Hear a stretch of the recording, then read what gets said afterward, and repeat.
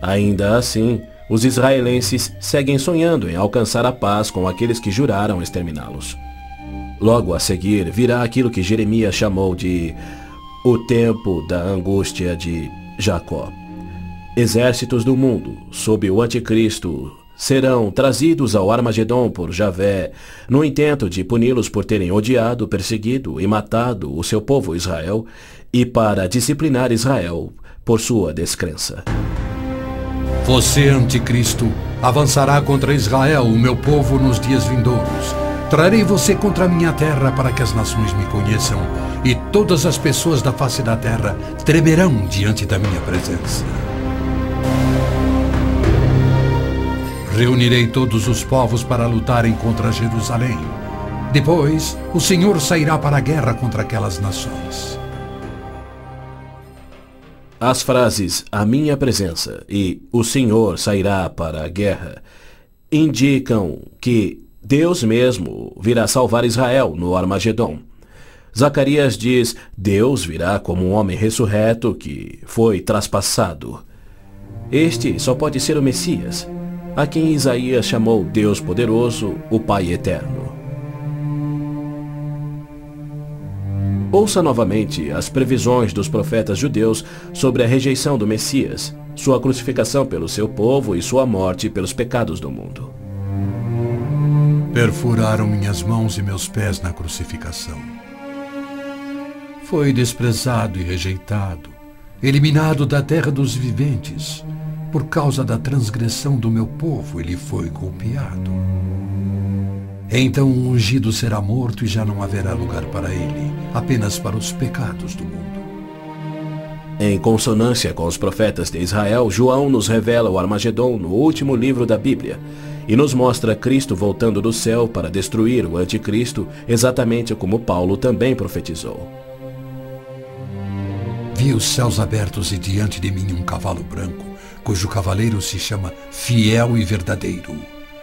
Seus olhos são como chamas de fogo, e seu nome é Palavra de Deus. Então vi a besta, o anticristo, os reis da terra e os seus exércitos, reunidos para guerrearem contra aquele que está montado no cavalo e contra o seu exército. Mas a besta foi presa, e com ela o falso profeta. Os dois foram lançados vivos no lago de fogo.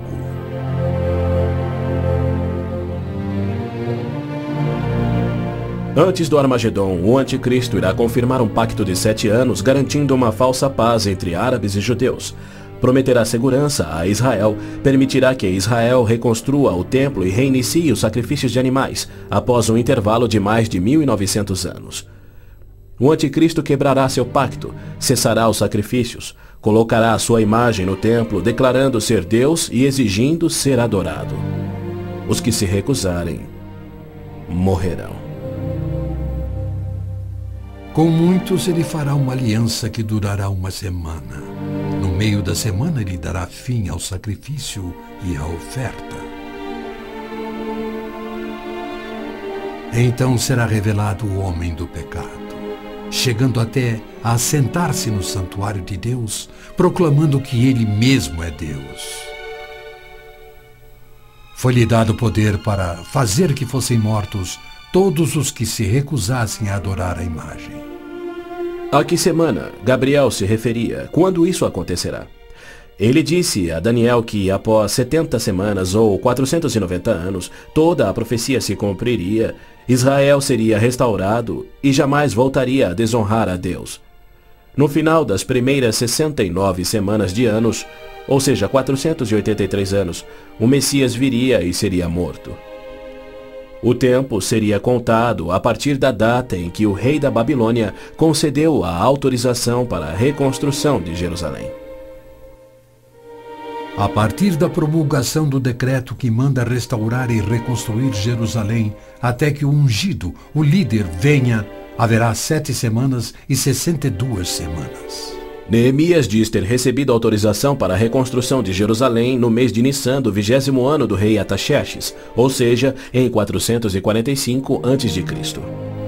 No domingo, 6 de abril de 32 DC, dia em que se completavam exatos 483 anos, hoje o chamado Domingo de Ramos, Jesus entrou em Jerusalém. Não num cavalo branco, conduzindo uma insurreição contra Roma, como os autoproclamados messias tentaram e os judeus queriam, mas num jumento, humildemente trazendo a salvação dos pecados, conforme Zacarias havia predito. Alegre-se muito, cidade de Sião. Exulte, Jerusalém.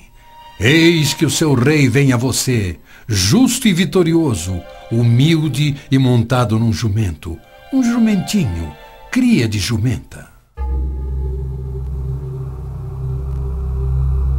Foi no dia 10 de Nissan, que era o dia em que os cordeiros pascais eram tirados do rebanho, que Jesus entrou em Jerusalém e apresentou ele mesmo ao seu povo. 4 dias mais tarde, quando Israel sacrificava os cordeiros, ele, o Cordeiro de Deus, cravado numa cruz, se entregou pelos pecados do mundo, cumprindo a profecia de Moisés. No 14º dia do mês, quando toda a comunidade de Israel irá sacrificar o cordeiro ao pôr do sol. É fato histórico indiscutível que Jesus entrou em Jerusalém num jumento no dia profetizado, foi aclamado como Messias, foi rejeitado por Israel e crucificado conforme os profetas haviam predito. Como resultado, foram postergados os planos que Deus tinha para Israel na 70ª semana de Daniel. Hoje vivemos na época que Cristo chamou de Tempos dos Gentios, pois Jerusalém é uma cidade internacional dominada por não-judeus. E Cristo tem construído a sua igreja, composta tanto por judeus quanto gentios que creem em seu nome. Somente quando esta igreja for arrebatada para os céus, conforme prometido por Cristo, é que terá início a 70ª semana de Daniel.